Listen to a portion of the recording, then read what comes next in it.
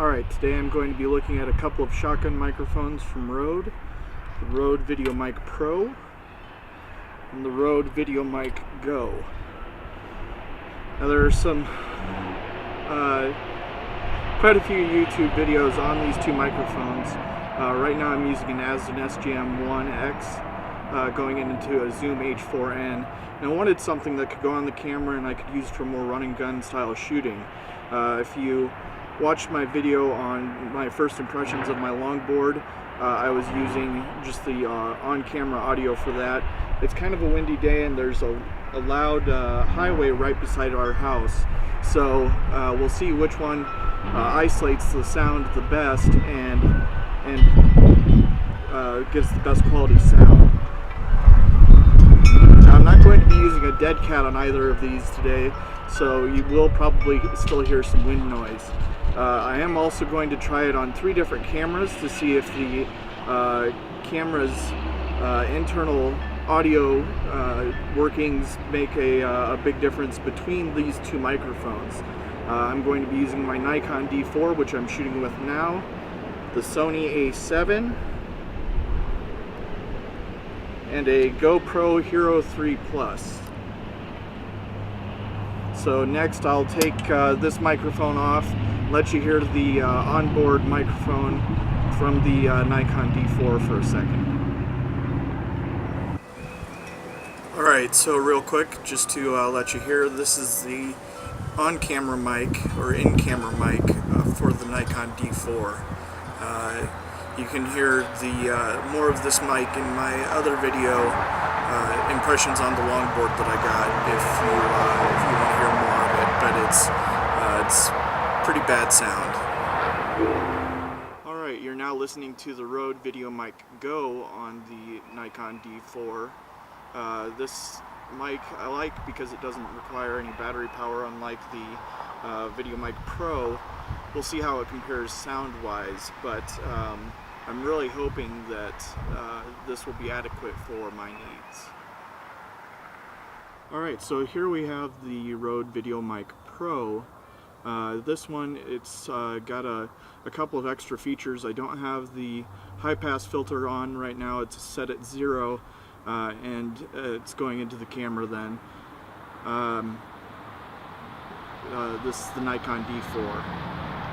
But, you know, it does require a battery, unlike the Go, and weight-wise, things like that, they're close enough that that's not an issue for me. But we'll see how the audio performance is. And I'll turn it up to the 20 decibel mark in this next little clip so you can hear what that sounds like. Alright, so this is the VideoMic Pro, still without any filter on there, but with the 20 decibel boost going into the camera. So I had to turn the camera settings down from 10 to 5 in order to accommodate that, which should give a better signal to noise ratio. Here's the internal mic on the Sony A7.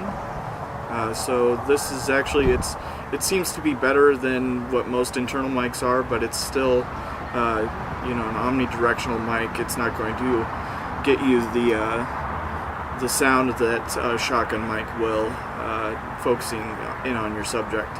So next here we'll try out both the Røde mics and see which one seems to work best. Alright, so here we are with the Røde VideoMic Go, and I don't know exactly what to say on this one, so I'll just kind of point out again that this one doesn't need a battery, and doesn't have any extra features like the decibel gain or the high pass filter that the VideoMic Pro does. So let's switch those out and see what that sounds like at normal and with that 20 decibel gain.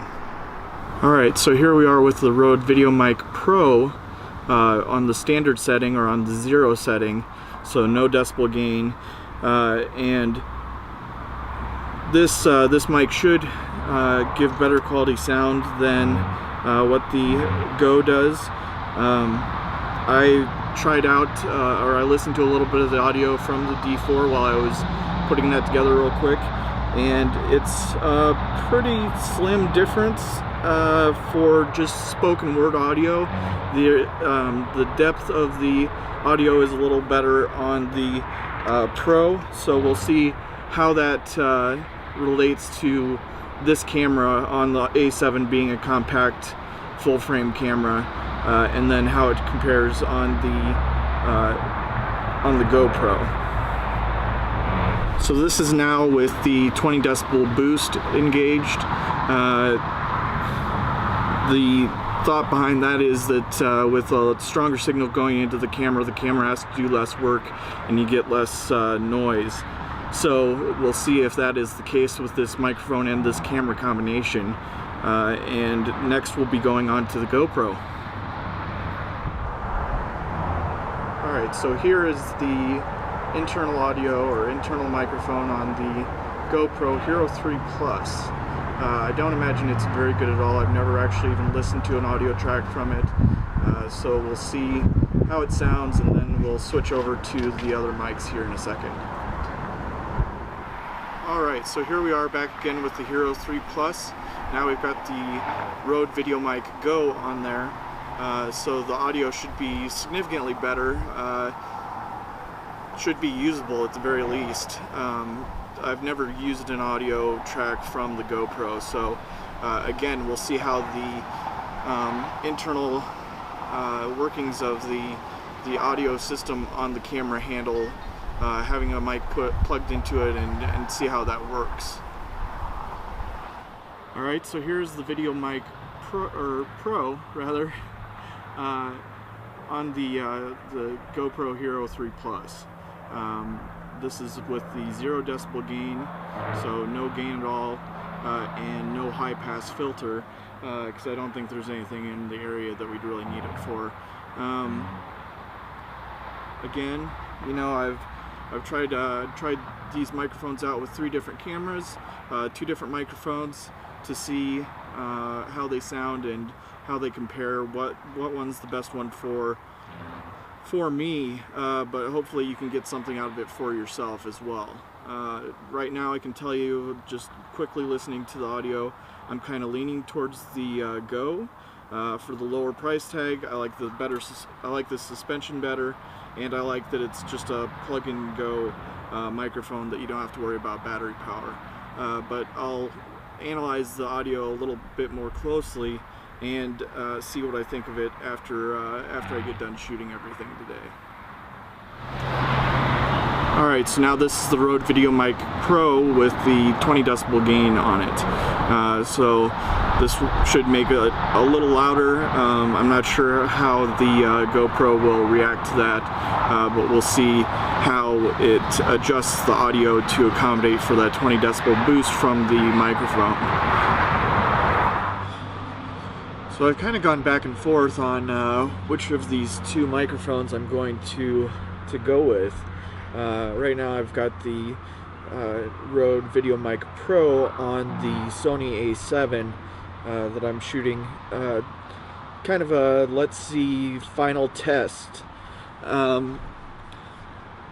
The things that I like more about the Go are the suspension system, the removable cable, the fact that it doesn't need a battery, of course the price difference.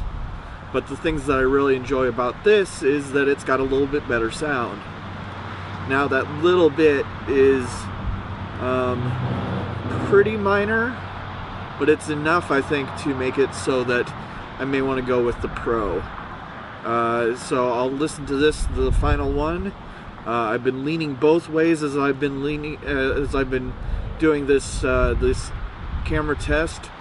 Ultimately, what I would really like to do is have the Pro to use and then have the Go as a backup, but I'm not going to do that. One of them's got to go back. So I'll take a final listen to this and then I'll give my final conclusion. Alright, so now I'm inside under some pretty abysmal lighting conditions, shooting with the D4. Right now I've got the Røde Video Mic Go on top of the camera, and I wanted to see how it performed inside, and now I'm going to switch to the Mic Pro on the Nikon D4 with the high pass filter on and at 20 decibel boost. So probably the best settings for the camera, and we'll see how that compares to the audio I just shot with the VideoMic Go with the same camera, same conditions, and just see how it looks. Okay, so I finally decided to go with the VideoMic Pro from Røde, and there are a couple of things that I really like about the VideoMic Go, which I wish they would incorporate into the Pro in a future update. That being the suspension system, the removable cable, and it would be great if they could figure out a way to make it so that if the battery died, that the microphone would still work at some level and some capacity. That would be fantastic.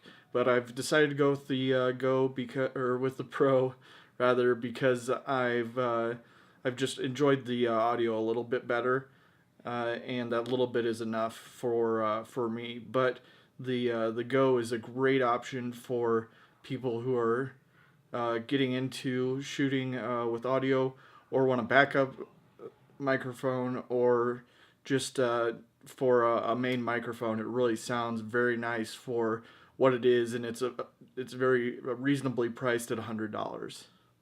So if you enjoyed the video, leave a comment below, subscribe, and I'll talk to you later.